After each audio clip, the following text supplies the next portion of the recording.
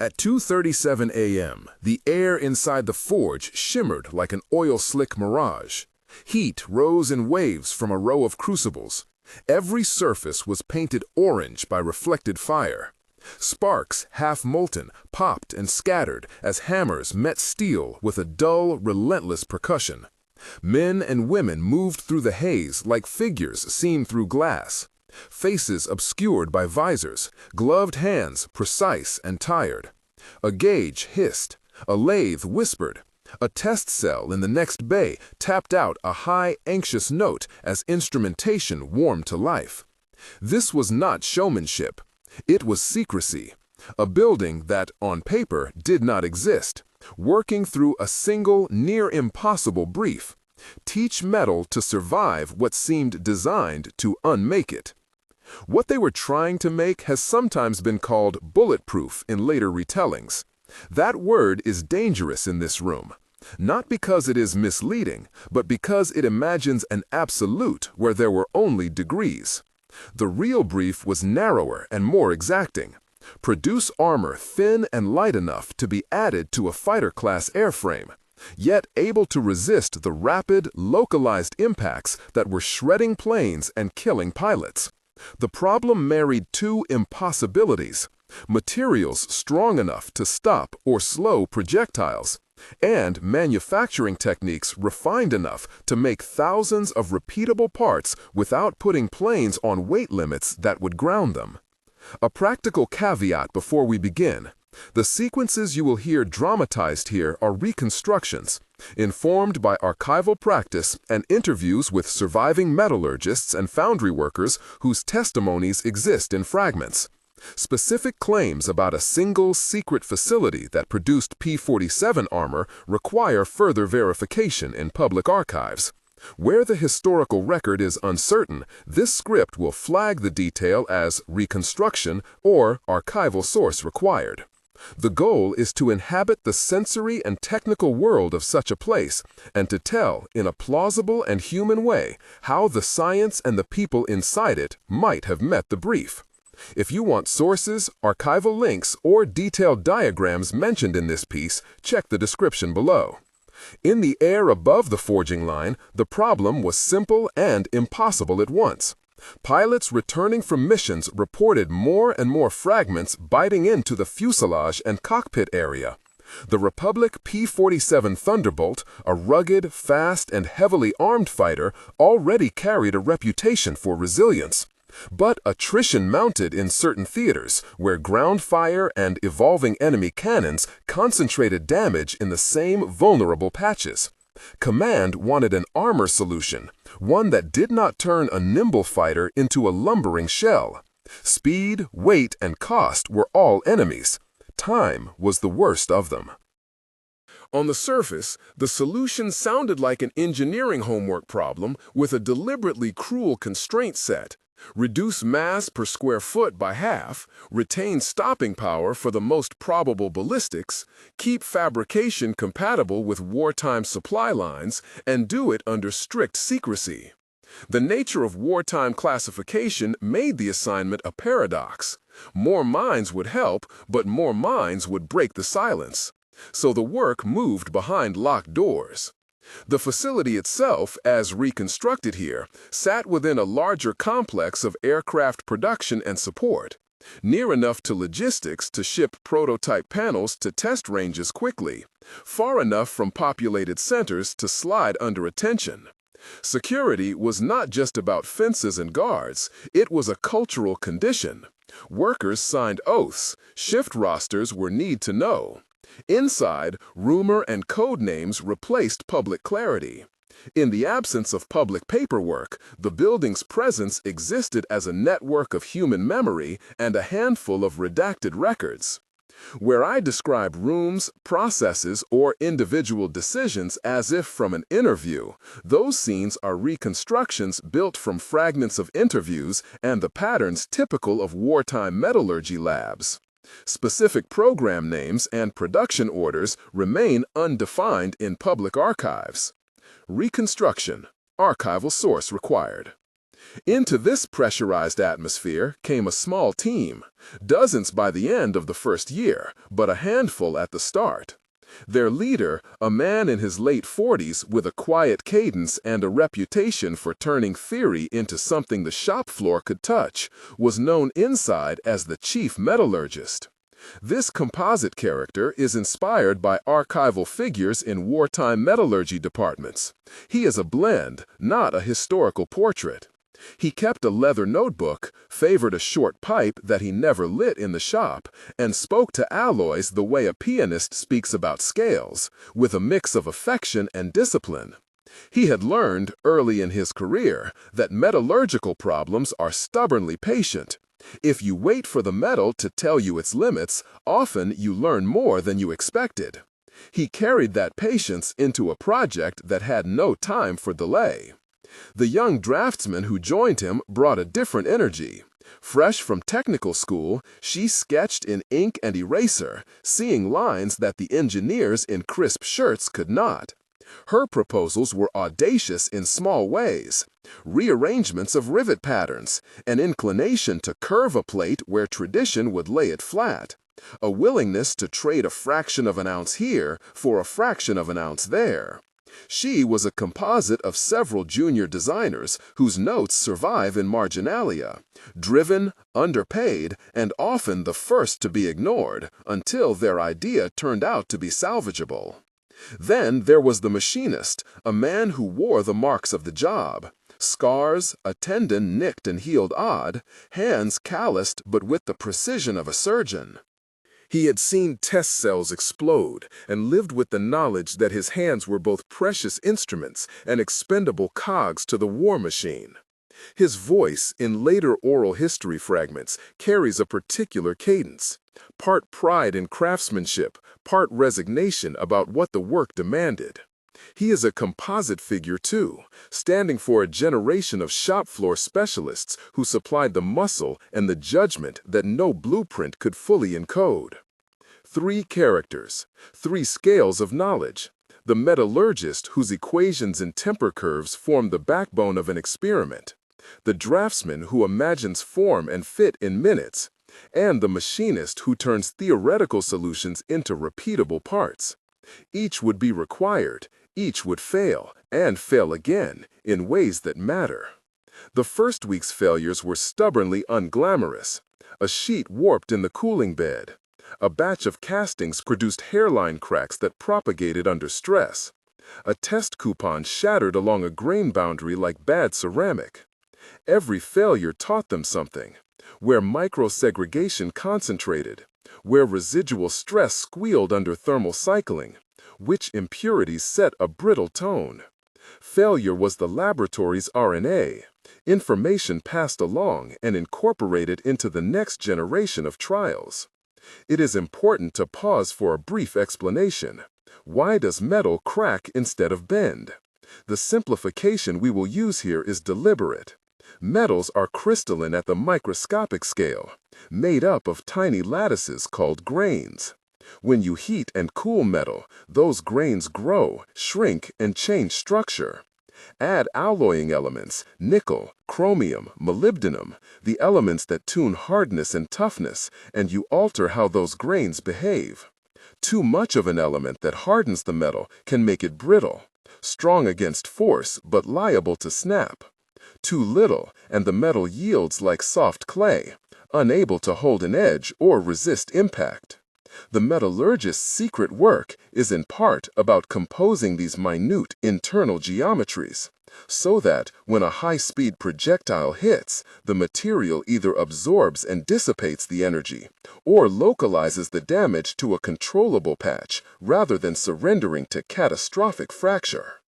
In practice, that means cycles. Melt, cast, forge, heat treat, quench, temper, test.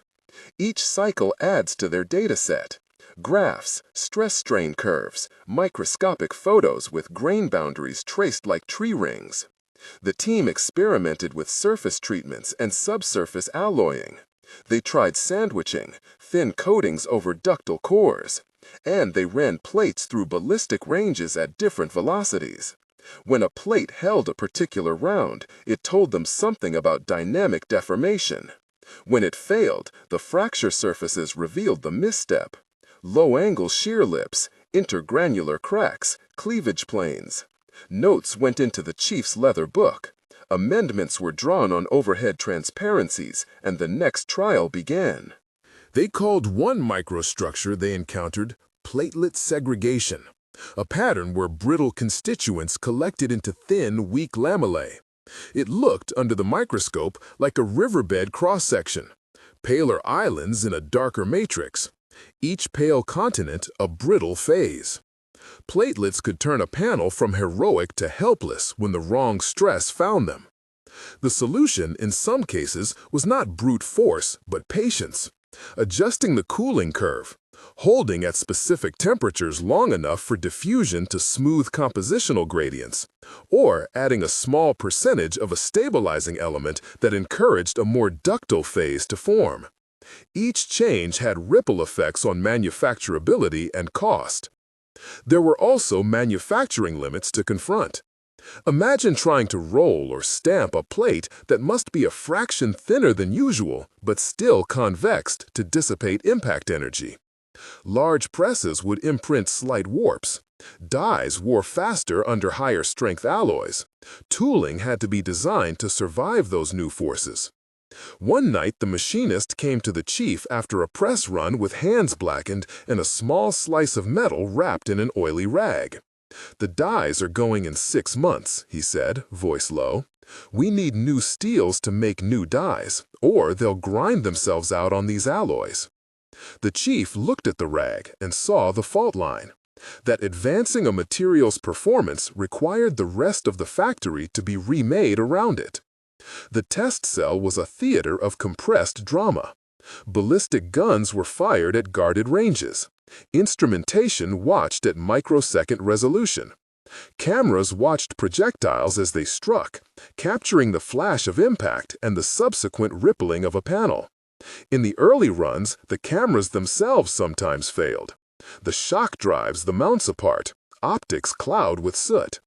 Once, a test ended in a small, contained explosion when a brittle fragment glanced a pressure transducer. The room went silent for a long moment. Then the machinist said, quietly, "We broke a camera, not a man." Silence again. Then the chief wrote another line in his book. The team learned to expect failure as a step, and to respect how near some of those steps brought them to bodily risk.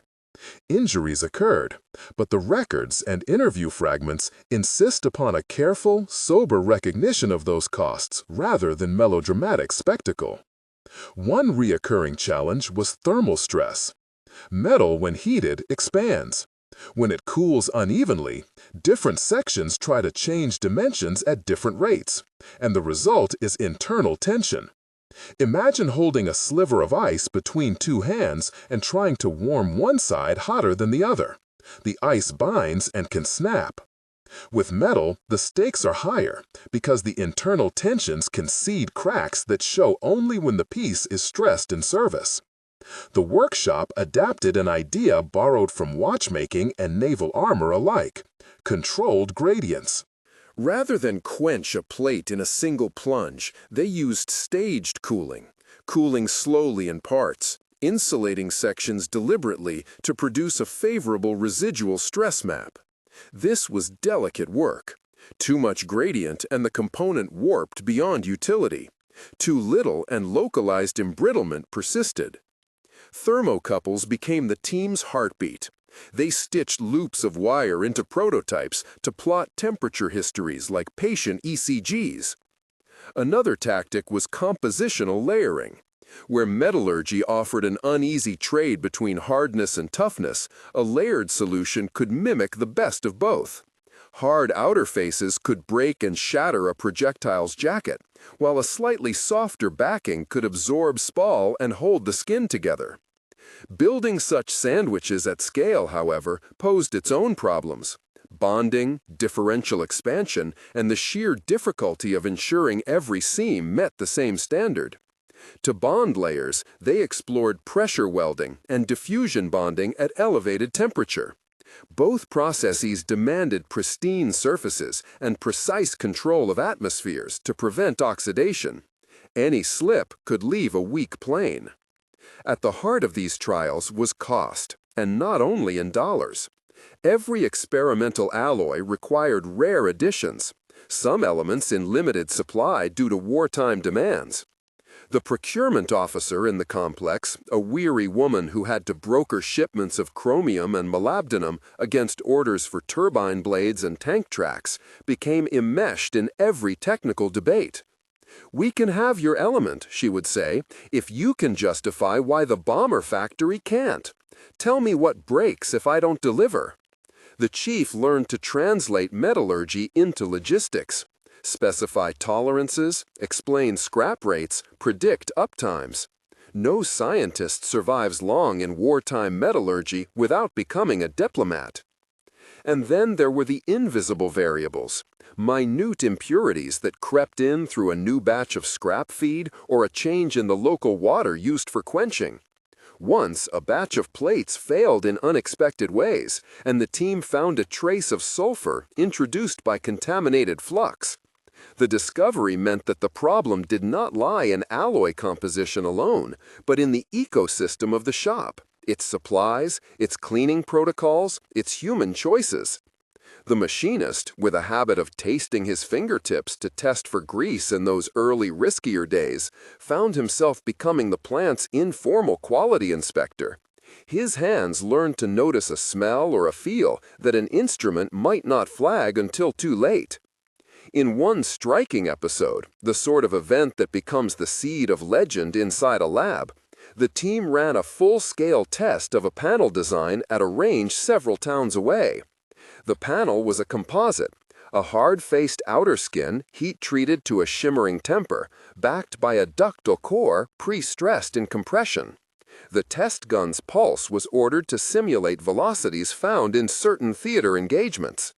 Cameras rolled. The stands were packed with fatigued eyes. The round struck with a thunderous single, and the panel resisted, only splintering the outer face, containing the projectile's core, and holding back spall in a way that made the observing engineers audibly intone a word, "good." But the moment was not absolute victory, only a checkpoint. The team pressed for data. How much energy did the panel absorb? How did the fragment travel in microseconds?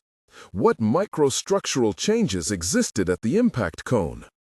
Microscopy revealed a complex interplay. Localized phase transformations under adiabatic shear, a thin martensitic rim created by the brief but intense strain, and a plastic flow zone where the ductile backing had stretched instead of splitting. For a few minutes, the room felt like the first waking of a sleeping machine. Here was a panel that could hold. For a few minutes, the chief's hand trembled as he flipped pages in his book, numbers, sketches, a small smudge from an inked fingertip. Yet the successful test was only a point on a long line. That night, in the quiet of the shop, the machinist sat with the young draftsman at a bench and asked, in the blunt way of those accustomed to dangerous work, "Can we make 5,000 of these?" The young draftsman, who had learned that optimism alone could not carry them, answered with a list. Tooling changes, new dies, a specification for tolerances, an estimate of scrap. They did not speak of pilots or metals. They spoke in terms of producible units. Scaling in wartime production is a translation problem. How to carry a delicate, controlled laboratory process into a rhythm of hundreds per day. Heat treatment furnaces must be reprogrammed, jigs duplicated, inspection stations established. Small tolerances become policy documents, and each standard imposed at scale reduces the latitude to tune each piece perfectly. The chief understood that mass production is always a compromise between ideal metallurgy and the political economy of war. At the same time, secrecy pressed upon them like a second skin. Deliveries to test ranges traveled undercover, trucks with tarpaulins, manifests that said machine parts instead of armor plates. Workers were rotated through shifts to blur who knew what. The draftsman's sketches, when copied for shop supervisors, had margins cut away to remove sensitive notations. A production memo sent to procurement read in clipped jargon: priority, structural components, designation redacted, expedite. These are the sorts of traces left in declassified files elsewhere, and where specific documents tying a named facility to P-47 armor cannot be produced in public archives, the narrative marks the connection as indefinito. Archival source required. Reconstruction. Between the lab and the front, the human cost was palpable. Pilots wrote home about feeling patched together and about a machine that seemed to wake up after a patch of armor had been added. Some letters, archival fragments, mentioned returning with a plane full of holes and a pilot who credited nothing in particular for his survival. Such testimonials are vivid, but cannot, alone, confirm direct ties to one facility's plates. They are emotional truth rather than documentary certainty. We string them together to show consequence, not to claim a causal monopoly. The moral terrain here is plain. Protecting a life by improving materials is unarguably humane. Using those same improvements to preserve a fighting capability that prolongs conflict raises complicated questions about ends and means. One technical insight changed how they perceived heat as an enemy, an ally. Initially, the team treated high temperature as the destroyer of metal properties, the villain in the story that must be subdued by chill and hurry. But with iteration, they learned that heat could be sculpted. A brief, intense thermal shock could induce a surface hardening that blunted projectiles, while a subsequent controlled tempering could restore the ductility behind the hard face. Instead of an external enemy, heat became a tool with a two-faced nature, like the metal itself. It required choreography, furnaces that could produce exact curves of temperature over time, cooling beds whose airflow could be tuned to tenths of a degree, and quenching mediums managed to avoid hydrogen pickup and other pernicious effects. At every step, test data reshaped theory. The chief would gather the team in the planning room to go through micrographs projected on a wall. "Look at the shear band here," he'd say, tapping the grain map with a pencil. 5% more of this element and we see embrittlement at the rim. 1% less and we lose hardness in the face.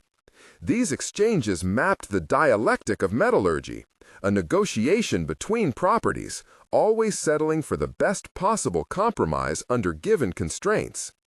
Beyond the lab's immediate trials, another set of problems arose: repeatability and inspection.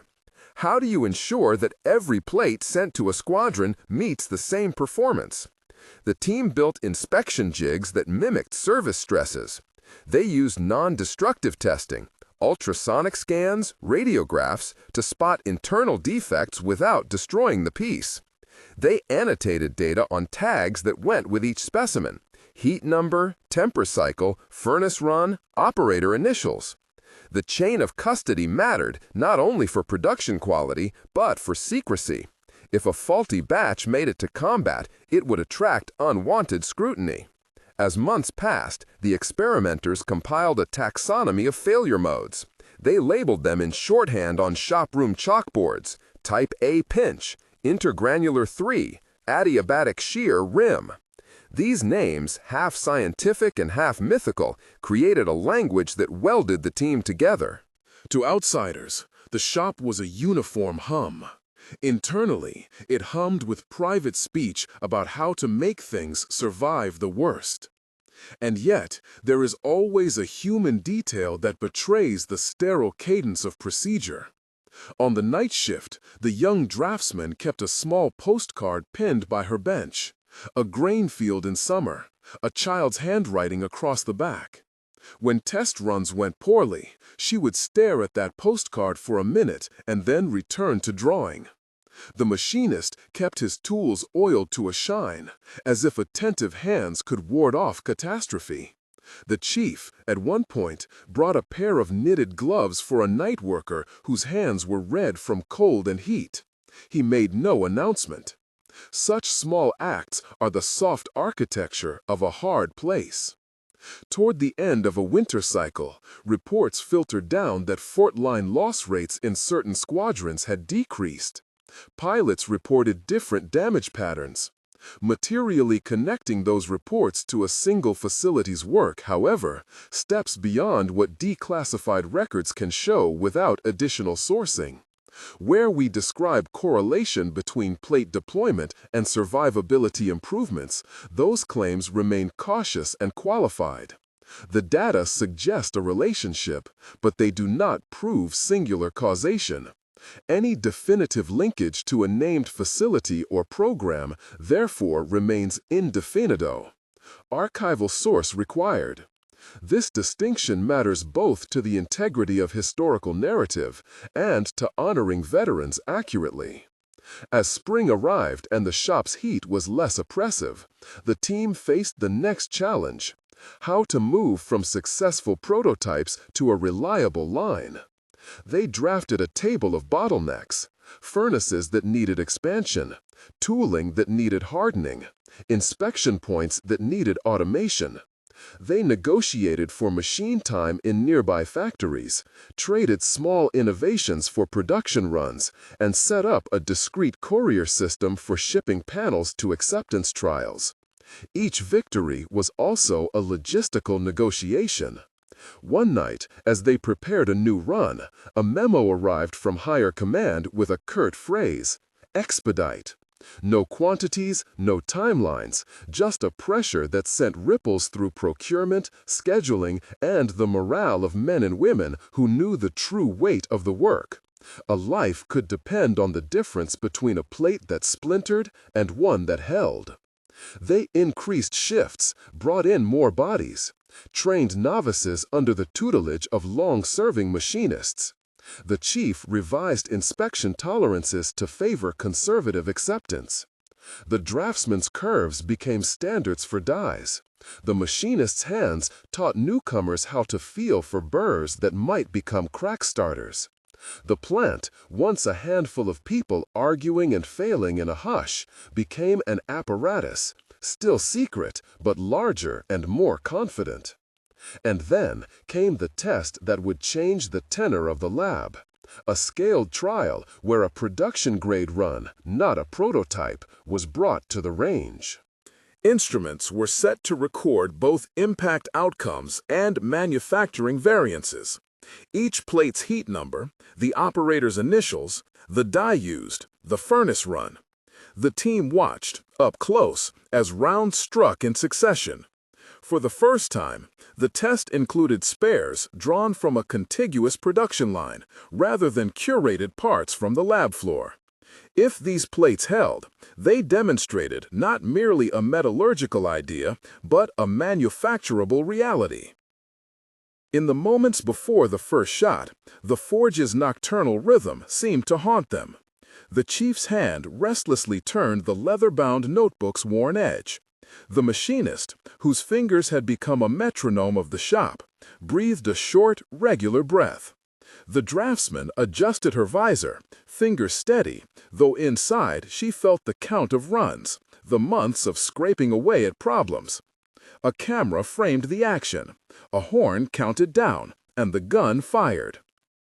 The shot flashed, and the plate shivered. For a breath's worth of time, the room resolved into a single syllable, a collective intake of air. Instruments came alive with data. The chief's eyes flicked to traces that told a story: energy absorbed, cone angles, velocity loss. The first plate held in a way no earlier production sample had. Behind the laboratory euphoria, however, was the sober awareness that one successful run did not a season make. Another plate, 2 shots later, showed a different failure mode: micro cracks that opened under subsequent impacts. The team's triumph was thus bifurcated: proof that scale could yield a plate that met the brief, and proof that variability still threatened the mission. The night ended in a cluster of low voices and emboaged hands. The machinist packed his tools with the care of a man aware that machines were extensions of the people who used them. The draftsman took her sketches and added notes. The chief made a summary entry in the leather book, underlining key runs and noting follow-up items. Tighter die hardness, revised temper schedule, additional sampling points. They had climbed a ridge but could see a spine of mountains ahead. In the quiet that followed, the chief walked the hall and paused at a bulletin board. A photograph of a P-47, notched where machine gun fire had torn it, sat on a pin beside a typed report of mission losses in a given theater. The photograph could not speak for itself. The report could not name the plates. What it could do was anchor the team to purpose. The chief's hand lingered on the pen, and he thought of pilots whose names he would never know. He thought of the machinist's son, who would watch his father oil tools at the bench. He thought of a world where a small patch of metal could mean the difference between someone coming home and someone not. Outside, dawn began to thin the horizon. Inside, the team prepared for another day. The tests, the redesigns, the scaled runs, the whole loop would continue. They had passed a crucial threshold. For the first time, a production-run plate had shown it could meet the brief in a controlled trial. But the valley of variability yawned ahead. Could they make every plate like that? Could they do so in secrecy, under supply constraints, and fast enough to matter to pilots over the coming months? Those were questions whose answers would require not just metallurgy, but a reweaving of logistics, morale, and ethics. This is where the story pauses for a breath and prepares to move into the trials that follow scaling. Bureaucratic negotiations about tooling across plants. The quiet moral reckonings among engineers who could not know how their work would be used. And the small human choices that can shift an entire program. There will be successes and new kinds of failure. There will be moments when a tiny decision about a quench rate or a procurement order will ripple into consequences felt on the other side of the Atlantic. The team must hold together under that pressure, and the facility must become more than a lab. It must become a machine for making reliable metal. But that is the next arc of the story. For now, the lab sleeps for a few hours, its furnaces glowing like slow suns, its notebooks thick with ink and doubt. The chief, the draftsman, the machinist, composites drawn from the experiences of many, have tasted a kind of provisional victory. They do not know if their plates will find airplanes, if pilots will live because of them, or if history will remember the place that made the experiment possible. What they know, in the honest silence after the gunfire, is that metal had been taught a little more than it knew before, and that such learning always demands a price. They slept for a few hours. Then the furnaces glowed like slow suns, and the notebooks gathered dust that would be brushed away by steady, shirt-sleeved hands. Dawn did not change the problem. It simply made the shop's limits easier to see.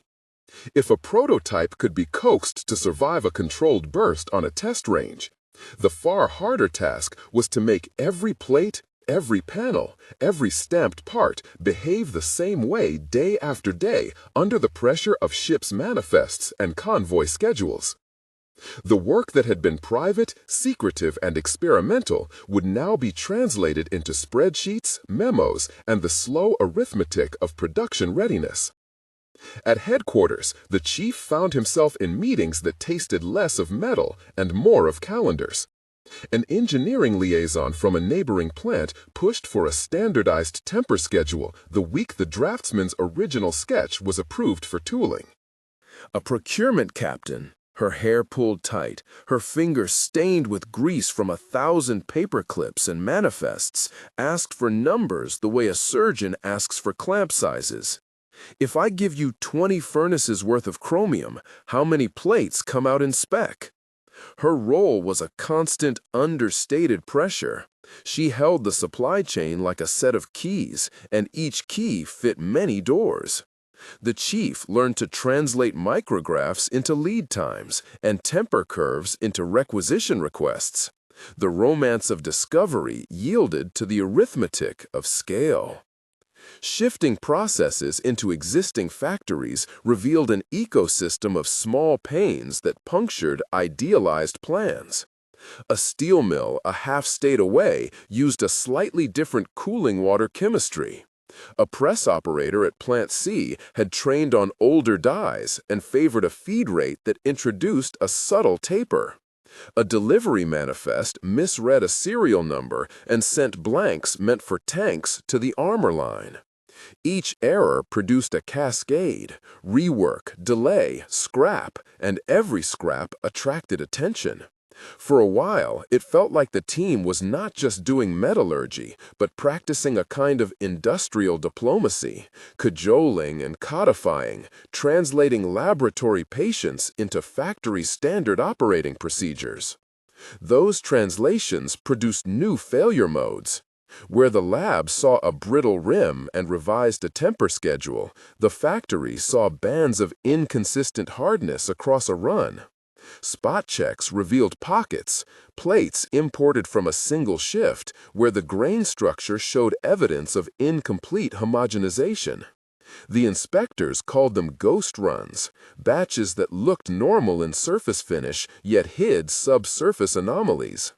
A single ghost run could be introduced by a subtle change: an operator who altered the soak time by 10 minutes, water that ran a few degrees warmer overnight, a crucible refilled with a slightly different scrap composition. The team's language for diagnosis deepened accordingly. Trace back to furnace load 19A. Compare heat numbers 4482 and 4491. Sample the die run for microsegregation. The leather-bound book filled not just with data, but with process controls meant to make the line behave like a patient metronome. Training became a production mandate. The machinist, who once regarded his bench as a cathedral of private knowledge, was now a teacher. He took on apprentices, young men and women who arrived with calloused palms already from earlier work, and taught them to read a part the way a musician reads a score. He showed them how to listen for the pitch of a running press, how to feel for a burr that would become a fatigue crack, how to sense a change in the die's temperature with nothing but gloved touch. Some learned quickly, others took months to reach the machinist's quiet competence. The process of making skill reproducible was itself an act of care, less glamorous than a successful impact test, but essential if a plate that held today would hold tomorrow. And there were the tests that forced the team to confront unseen trade-offs. The layered panels, hard-faced, ductile-backed composites, performed beautifully in single impacts. But when hit repeatedly in quick succession, small residual stresses built at interfaces and delamination became possible. The team added secondary adhesives and experimented with diffusion bonding under higher pressures to reduce the risk. But with every added step came new points of failure and new demands on inspection. Time and again, a winning idea in theory forced a reimagining of production. The draftsman's curved rivet lines, elegant in reduction drawings, required dies with tighter tolerances. The machinist had to supervise initial runs personally to ensure the press feeds matched her drawings. The human attention, once spent in a hush of the lab, now spread thin across a growing supply chain. Reports began to trickle in from your ranges, not yet from the front, but from acceptance trials at regional bases. The panels, when cut from full production runs, showed more variability than lab samples, but contained enough successes to justify a cautious rollout. The acceptance board, convened in a drab office with a map on the wall and coffee-stained logbooks spread on the table, recorded numbers that always seemed to tell two stories at once: improvement and the long tail of exceptions. Production runs averaged a yield that would, with conservative estimates, supply a squadron with replacements over a season. On paper, the math suggested impact. In practice, the path from factory spool to sky was still littered with uncertainties. Throughout this phase, secrecy was both shield and shackle. Transport was covert. Manifests read structural components, not protective facings. The draftsman found that drawings bore redacted margins. Critical tolerances were blacked out on copies that circulated through supplier shops. Men and women were rotated to minimize knowledge concentration. Shift supervisors were instructed to speak in code about projects and priorities rather than about armored panels. The culture of secrecy introduced friction. Engineers could not confer freely with outside specialists. Procurement could not always reveal need to vendors. And sometimes the lack of shared context delayed problem solving. Where a civilian factory might take a fresh perspective and suggest a tool change that shaved a tenth off scrap rates, the compartmented world inhibited such cross-pollination. A hardship of secrecy was accountability. When a faulty batch was found during a squadron's acceptance inspection, plates showing microcracks under ultrasonic scan, the incident was logged and the plates were returned. The squadron received a statement about delays. Public records, when they later emerged in declassified fragments, showed bureaucratic language. Rejects quarantined. Further evaluation required. There was no public attribution to the secret facility. Instead, the trail narrowed to redacted files and shorthand that made historians' work difficult. Where I describe an incident like this in detail, it is as a probable reconstruction based on patterns found in wartime industrial archives and oral histories. Specific program names and direct links to single facilities remain indefinito. Reconstruction, archival source required. The human cost of scale was not only about scraps and delays. It was about small injuries and attrition, about nights where a tear in a glove left a finger raw, and about the quiet decisions not to tell a spouse the full nature of a job. A test technician who had been with the team from its earliest days, soft-spoken, deliberate, was badly burned when a cooling line ruptured during a midnight trial. The reports are laconic. Operator sustained burns to forearm while tending cooling bath, evacuated to field hospital, expected recovery. The machinist visited, bringing tobacco and a joke that landed clumsy and true. The team tightened procedures. They rewrote checklists. Paid time off was extended. Those actions were pragmatic and humane. The work did not ask anyone to be martyrs, though in the arithmetic of war, risk was often an accepted part of the calculus. As production steadied, another set of questions emerged: distribution and deployment. How would panels be issued to squadrons? Would they be fitted on the assembly line as a retrofit or installed at forward bases as field repairs? Decisions were shaped by logistics, shipping constraints, hangar space, and the training of mechanics to perform the retrofits. In one proposed model, kits of panels and rivet patterns would travel with maintenance detachments near the front, allowing on-the-spot reinforcement. In another, the factory would install panels during scheduled overhauls in rear area depots. Both models had trade-offs. Field retrofits required less shipping but more skilled labor in the field. Depot installations were higher assurance but slower. The choice would ultimately affect how quickly an improvement could influence survivability. Pilots' reports arrived in the form of letters, annotated mission logs, and sometimes terse telegraph summaries. A pilot's letter mentioned metal that turned the worst of it away. Another, a patch that kept my instruments from being pried out. Such accounts were emotionally charged and vital. They told a human truth of lives disrupted and saved. Yet, linking a single pilot's survival directly to a specific panel required documentary evidence that often did not exist publicly. Where the narrative suggests that new plates correlated with different damage patterns, that is a careful interpretation of fragmentary sources. Any stronger claim of direct causation would be beyond the available record. Mixed into these tactical considerations was an ethical conversation that some engineers had never expected to have. In the quiet of the planning room, the chief and the draftsman debated the moral contours of their work. "We make things to keep pilots alive," the draftsman said one evening, "and the same things let a plane deliver a heavier payload." The chief listened, traced a circle on a margin, and replied with a thought the machinist would later repeat in his own way. "Technology is always a tool. It is the will behind it that chooses a path." The conversation did not resolve neatly. Some argued that protecting a life was a moral imperative regardless of what the protected machine would do. Others worried that better survivability simply prolonged conflict. No answer satisfied everyone. The debate remained a moral rhythm in the background of every success. As the program matured, the team focused on supply robustness. They sought redundancy in raw materials, alternate suppliers of alloying elements, contingency plans for furnace downtime, spare dies kept in reserve in multiple locations. The draftsman introduced a variant in the rivet pattern that reduced stress concentration at corners. The machinist pushed for a standardized inspection tag with machine-readable code to prevent misfiling.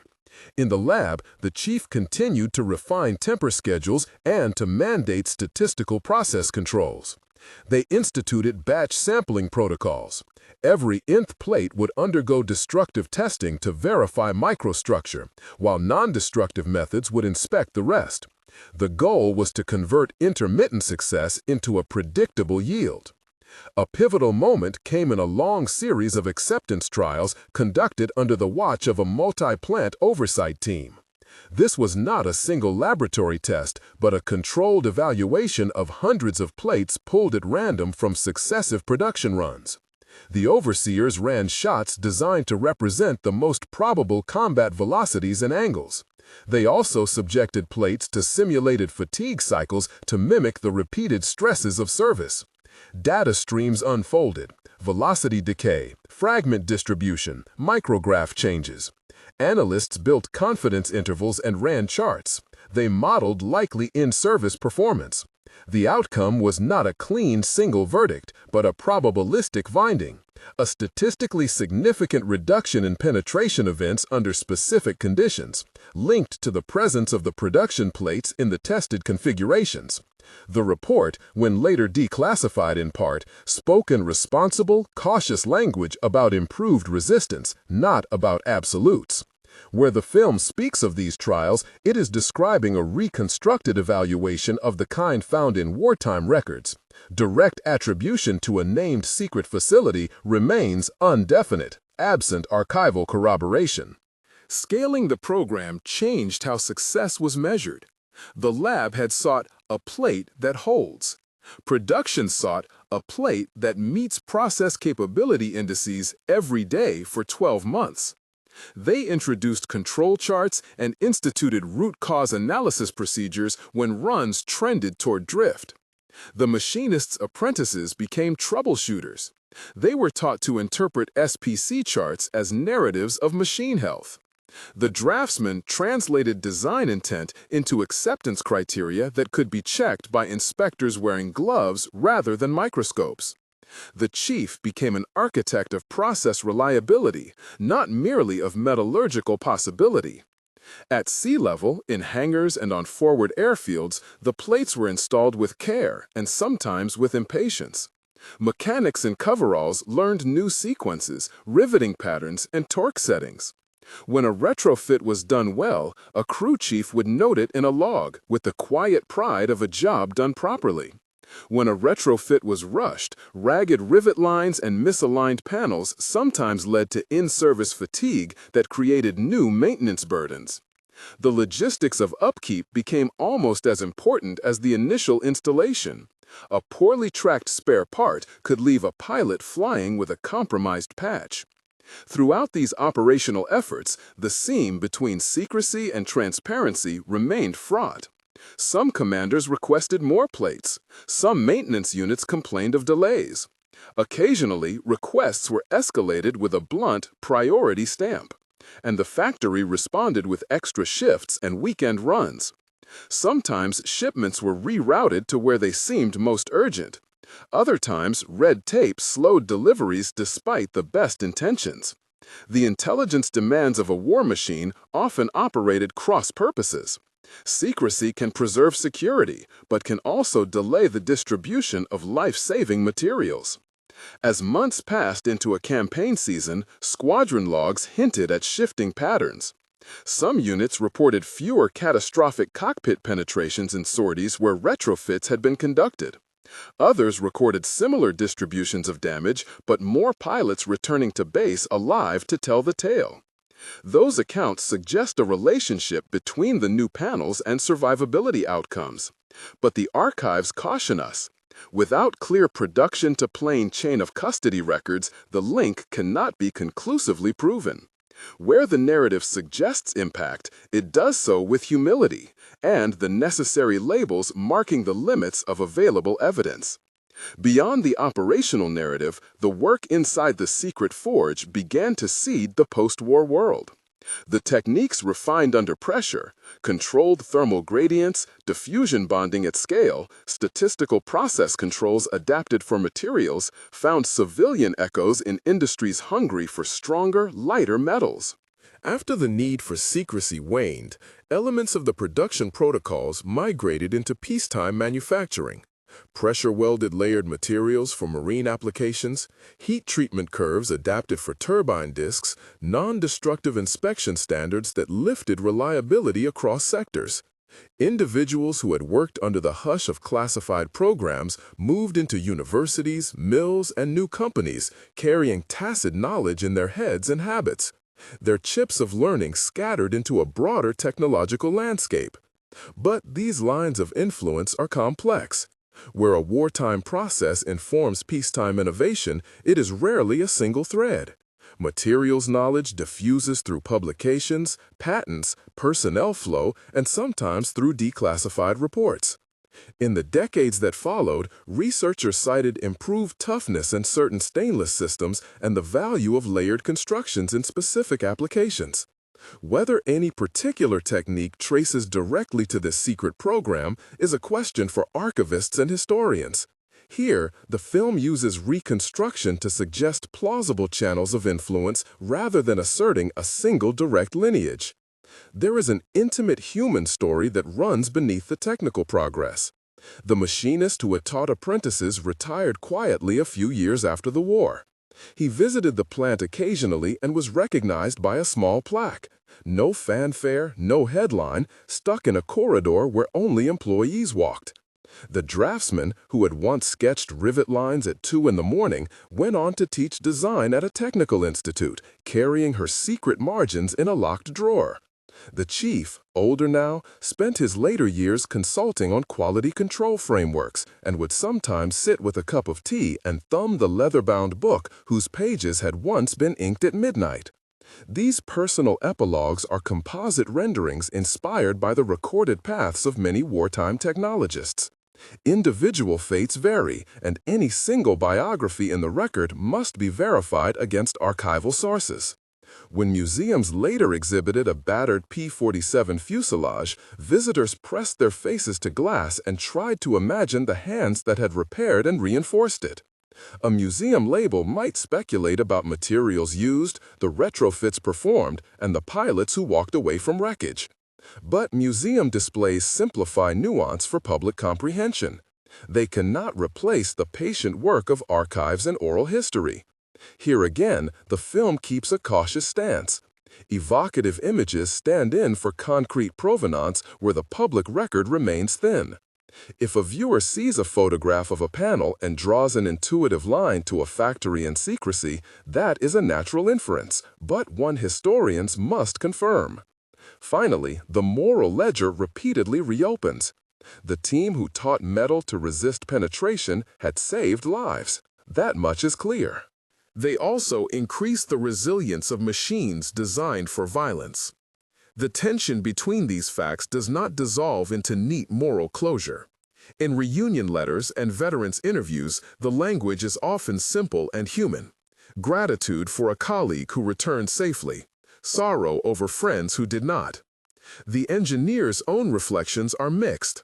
Pride in craftsmanship, unease over consequences, and occasional bewilderment at how private acts of skill can aggregate into public, violent outcomes. The film attempts to hold those contradictions without flattening them into platitudes. As the story winds toward a close, it is worth returning to the sensory world where it began. The slow suns of the furnaces, the metallic smell that clung to overalls, the tactile pleasure of a true surface finish. The chief's leather book remained a quiet testament, a palimpsest of hypotheses tried and rejected, sketches that became standards and marginalia where a hand had penciled a hope. Those pages and the people who wrote them are part of a lineage of craft in which knowledge is accumulated by doing, by failing, and by being willing to try again. The public archive for this work is necessarily incomplete. Redactions, lost files, and the habits of wartime secrecy have obscured many details. Where this film maps connections between production and operational effect, it marks the evidence required for stronger claims. Certain assertions, exact alloy chemistries used in full-scale production runs, the formal designation of the secret program that oversaw production, and direct production-to airframe linkage remain indefino, pending documentary corroboration.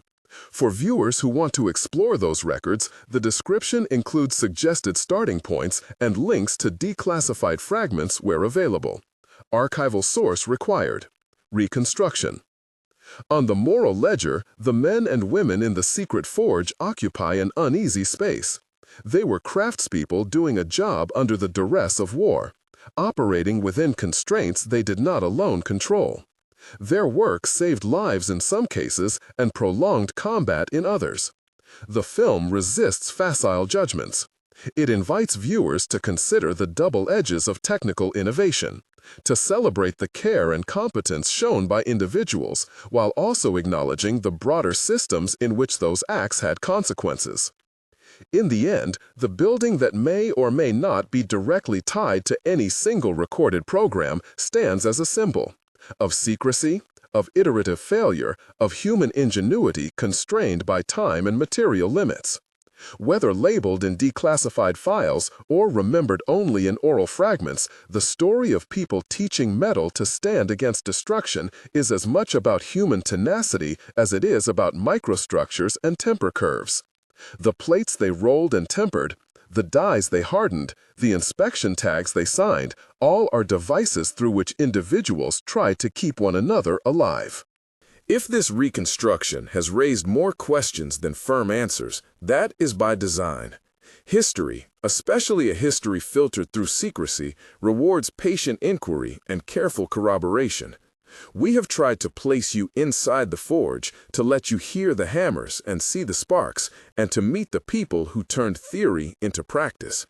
The rest, precise program names, exact production counts, the full chain of custody tying plates to specific aircraft, requires the patient work of archivists and specialists.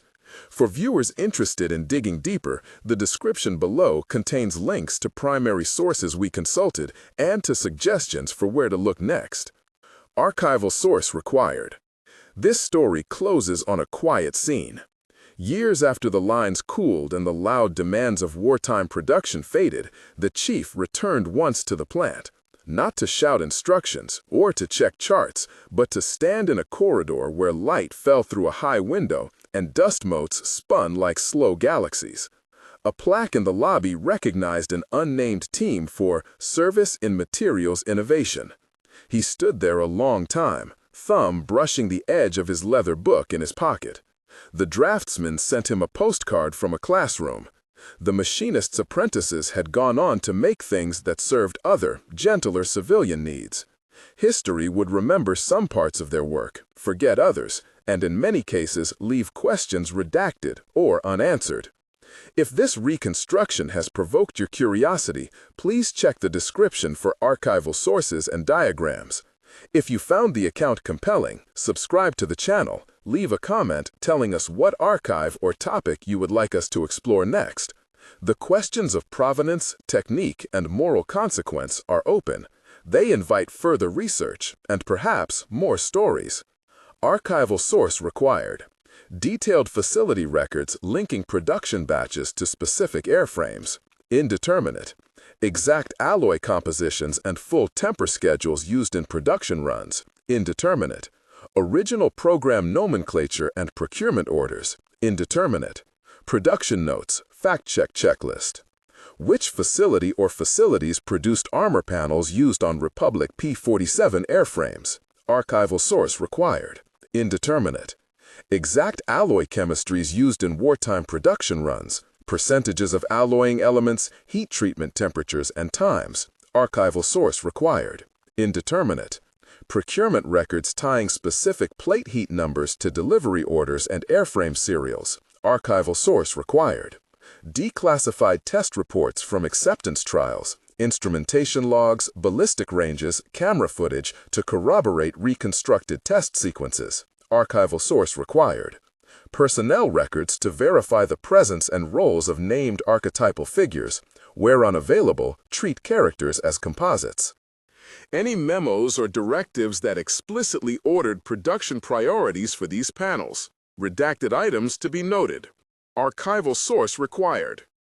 Post-war diffusion of techniques into civilian industry.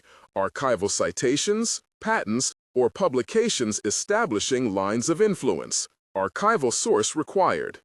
Where the script presents procedural detail, temper curves, inspection protocols, diffusion bonding practices, these are reconstructed from contemporary metallurgical practice and documented wartime methods, but must be cross-checked against program-specific records before asserting as factual.